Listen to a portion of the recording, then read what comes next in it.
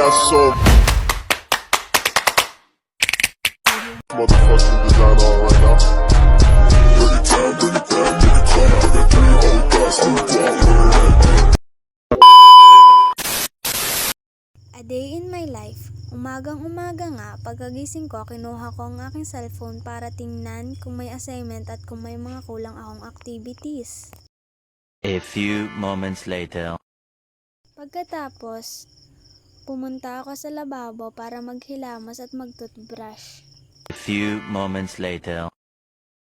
Pagkatapos, pumunta ako sa salas para ibaba ang tinimpla kong kape at isinaksak ang TV at electric fan para manood ng TV. Oh my God, ang tagal niyang magbukas.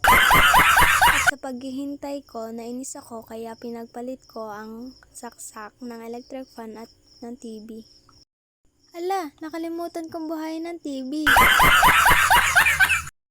At ayun na nga, nagbukas ng TV kaya binuksan ko ng snacks.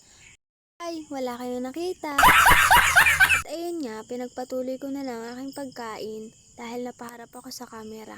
Naghihintay rin ako ng panoorin para hindi ako maboring.